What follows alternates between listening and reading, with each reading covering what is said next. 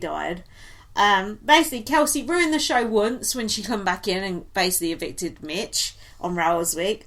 Then she ruins the show on finale night by evicting Tim. And Tim said, I just came here for an adventure. I remember when I won in Australia and I wanted to give someone else that feeling.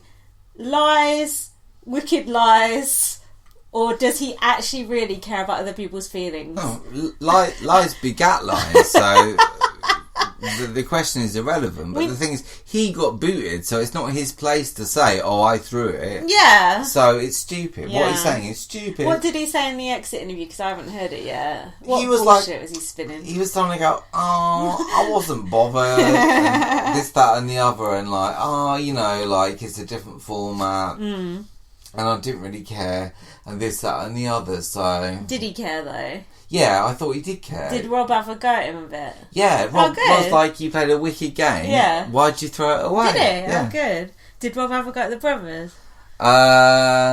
No, you know what? I don't remember much of that podcast because I was really tired, but I remember that just the brothers' interview was really short, and then the Tim one was really long, and I listened to the Kelsey one. That was quite interesting as well, yeah. Okay.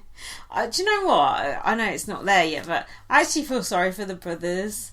Like although they won, like, they're getting so much shit, and apparently their mum and dad is having to run their Twitter account because they're getting so much hate.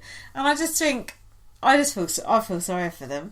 Like you said, 50 grand ain't going to get them very far. Although, actually, now from what you said, they can buy a house each and just, they don't need to have HOH on their mums no more. No, but they can buy the one house. It's got 2 bedrooms, although they're only the one as we established, and they can just share that.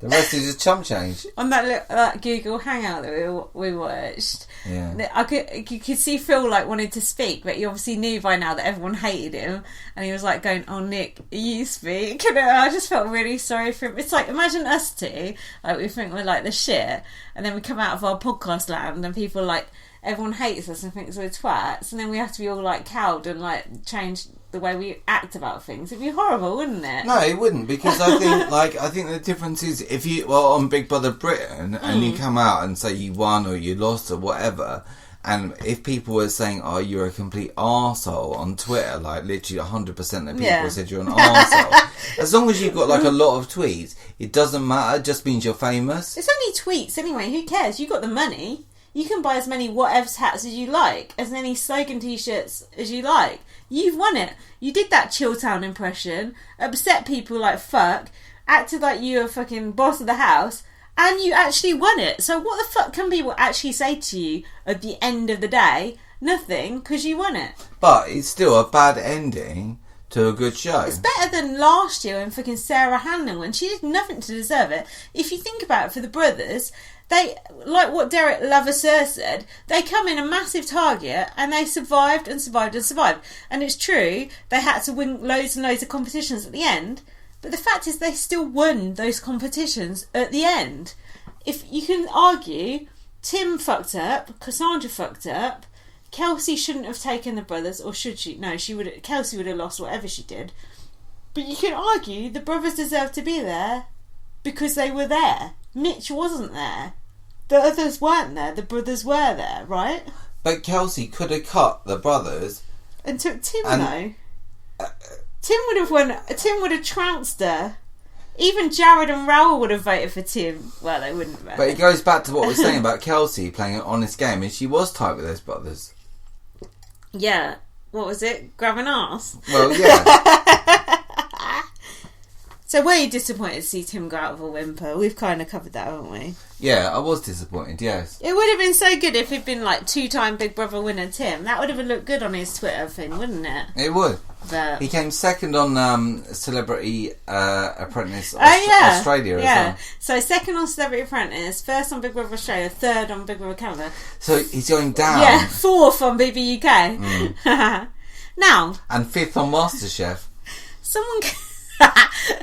Someone came in, and sixth on Sexbox. Someone came in to talk to the jury, to guide them on their way. Previously, we've seen Dan Giesling, Ian Terry, Derek Levasseur. Who do you think has got the gravitas to come in and talk to the jury on this occasion, a Canadian player, a winner. I remember now. I'd forgotten. Honestly, I could tell by your head in your hands. It took me the whole of that time you saying Even when he came out, you were like, who is that? It was John Pardy. Now, I've got to ask, first of all, update, has his thrush cleared up? Well, he's not dating Neda anymore. Right. So, and she's thriving. She looks beautiful, and he looks like she's thriving? Well, she does. She looks beautiful, and he looks like a fat, drunk old I hear mess. she buys a lot of yogurt. Well, she's got her Black and Saint, which I know you're a fan of. I don't think they do John Pardy's size there. But he doesn't look like a heroin addict anymore. He just looks like Elvis just before he died. A little bit jaundiced, I thought. He looks dreadful. Also, what strategic input can he give to people? I'd actually stopped listening at this point. This was the time when me and you were like lamenting that Tim had gone, and John Pardy was talking to them. We were just like, what? What's going on? I've written, he's a one-man eek, and I'm too distraught to listen. Do you remember anything John Pardy said to the jury? No, I don't. But you know what? John Pardy did play a good game. And he cut Neda at the end, which was the right thing to do. It was genius. But not for that, we would not have the wonderful Black and Saint clothing range. So. And also, actually, this is a good point. Look at the players who went out third. Tim, Neda, Emmett, yeah. Who's the other one? Who come in Big Brother 2? Peter Brown, no. No, he wasn't Big Brother. No. No, hold on. Is that all of them? Oh, God knows. No, hold on. No, because this is important. Emmett, Neda, who came out third last year with Godfrey and... was it Zach? Wasn't he Godfrey himself? No, Godfrey was second. Godfrey and Sarah was second. Okay. It must have been Zach then. So is that Brittany?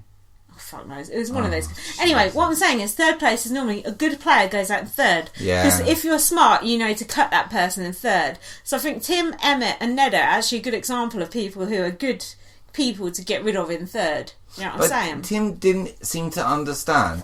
As well as he played the game, he didn't seem to understand the logistics at the very, very end. It's like at the end, maybe he just started watching Big Brother Canada and he never actually got to the end. That's what I said. He got fed up around the March of the Moose time and gave up. But the end is the most crucial moment. Yeah. What did Enzo say? Hang on, was Sabrina third? Oh... No, Sabrina was second because he cut Neda at third. See what I'm saying? You're right. Yeah, so Sabrina got the 20,000. Well deserved, I think. Do you know what? Sabrina always gets a hard time, but until that Canada twist, she was running that house. I don't care what anyone says. She was hardcore. Anyway, so, yeah, John Pardy, whatever. Then Arissa's like, the others are sat on the stage, and Arissa's like, who wants to see the final juror? And then you're like, oh, they're going to come out, and they're going to be like, ooh, and she goes, it's Tim! What a spoiler! Like, it would be better if Tim had just come out, and they'd been like, oh no, it's Tim. Everyone looked well pissed off that it was Tim, and they've got to actually give the money to the brothers or Kelsey. They're a proper sour. Cassandra had a fucking face like thunder. Did you get to the bottom of why she looked like that? No, I didn't. She looked proper mad. Maybe it was because she had to give the money to the brothers or Kelsey. Maybe her dad gave her a tell-off. What, for looking at Tim's junk? Could be. Such as it is. Now, Kelsey and Phil had to answer a selection of questions from the jury.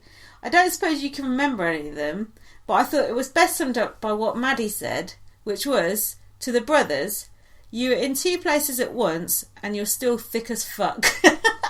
She didn't actually say that, but that was basically the essence of what she said. Well, that mad dog, she's quite rude. She is funny. And also, it's true, so... And the only other thing interesting that happened during that question was the brothers took out a Union Jack and, like, waved it at Nikki. And that was quite funny. And did she vote for them? No. Oh, no, she did, yeah. Everyone voted for them except the third wheel. Oh, there you go then. Where did they get that Union Jack from, though? Like, did Nikki bring it in with her? Oh, Ted. Ted went down the pound shop, the dollar shop before, and bought some. Even though it was so cringe when he was, like, waving that Union Jack, I just thought it was, like, funny. I should have got the kangaroo back. What did you think of their final speeches, the brothers and Kelsey? Can you remember one single word they said? I remember Kelsey talking about playing an integrous... No, sorry. like an honest game and this, that and the Positive other. energy, she said. And the Paqs bros were just out their arse. But what makes me laugh with the Paqs bros is the way that, like, one will start talking and it's like they'll almost turn to the other and go, okay, you talk now. It's like, because they've had so much friction, it's like they have to, like, be really careful with each other. I think, like, Ted has told them, like, Phil, you need to stop, like, talking over Nick all the time. Let him talk. Like, Nick has won, like, 99.9% of the competitions. Can you give him room to talk? No, but it used to be whatevs just did absolutely everything. And I think as the season's gone on, this will change their relationship forever, but as the season's gone on, the other one that's not whatevs, he has... Evs. Yeah. He now is like, he gets his say, he gets to do what he wants to do, but not for him, they would not have won it. No, they wouldn't, but don't you think Nick is going to be pissed off? Now they're out of the house, everyone hates their guts, and it's because of Phil, whatevs, everyone hates them. Isn't Nick going to be like, everyone would like us if it was just me, but you have ruined our reputation? Look, do you think there's going to be bad blood? This question irritates me in a way because Why? Because it's like the age-old question: would you rather win and be hated or lose and be loved? Wasn't that something someone used to say on the start of the Big Brother Gossip podcast? I don't know, but it was Aaron, I think. No, but it's true. It's true. It's like on BBCAN4. It's like you either want to win it or you want to be a lovable character. Do you want to be the Tim Dormer or do you want to be the Ben from Brisbane? Which do you prefer? I understand that, but I think the problem with the Paqs bros is they thought that Canada loved them because remember they won Canada's HOH one week. So they thought they were loved and they thought they won. So they thought they had it made. Didn't they almost have it all? Then they must have come out, looked at Twitter, cried, and then... It doesn't matter. Exactly, they got the... That's what I'm saying. It doesn't matter what people think about you. They got the victory. They just look at you and go, I won, fuck off. It's like people slaying Steve Moses or any other Big Brother winner. It's stupid. Helen Wood. It's like, you know what? They won it. That's it. That's the end of the story. Def Sam. These people won it. Dexter Co, second place. That's the way it goes. You just got to suck it up, bitch. If you don't like it, take your complaint to Barbell Media. So the brothers said they wanted to make North American history. North American? Better to make global history, if anything. And then Arissa said, to make it crystal clear, you vote for the person you want to win. Now still, 4 years on, 4 years later, Topaz, still, the ghost lingers on. You didn't listen to Arissa on Rob, did you? No. That was actually a really, really interesting interview. He asked her about the Topaz thing, and she was just like, it was a nightmare. He didn't say explicitly, you fucked yourself bad there, but basically he implied it, and she was like, that was like the worst night of my career, basically. But did you know Arissa was on a reality show in Canada called, I can't remember what it's called, Lofters or something, for a whole year. She was filmed for a whole year. It was like Made in Chelsea or something. And she was on that reality show for a whole year, and they used to film, you could leave the house, but they'd film you where you went. So don't you think that's interesting? That actually gives me more respect for her, that she comes from that reality background. So let's watch it. Oh yeah, I'd like to watch it, yeah. I've actually got the name, but for a whole year. And also, she writes sci-fi books. No, really?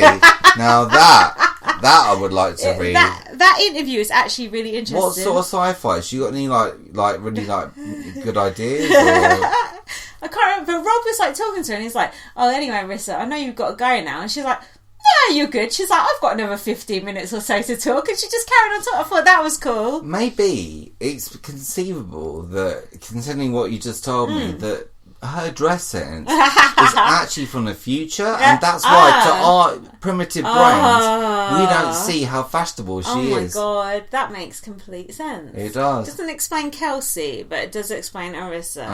And the other thing she said was, she was saying like, oh, everyone always says like all these twists are like pre-planned to like save this person or evict that person. She said all the competitions are planned well before the show. Like, there's no way we could change it to like twist it for one person or whatever. She said it just is the way it is. I believe that to be true because I know on BBC that is true, and on BB Canada is the same stuff. Of course it's true. If you think about projects at work and everything, everything is pre-planned months in advance. You think a TV show just makes it that week? They don't. Yeah, they don't. Big Brother Britain, we do that. Yeah, we do that. Yeah, we do. Actually, I think probably they do sometimes, but I think on the whole they don't. But anyway, she was saying Mitch should have saved himself and blah blah blah.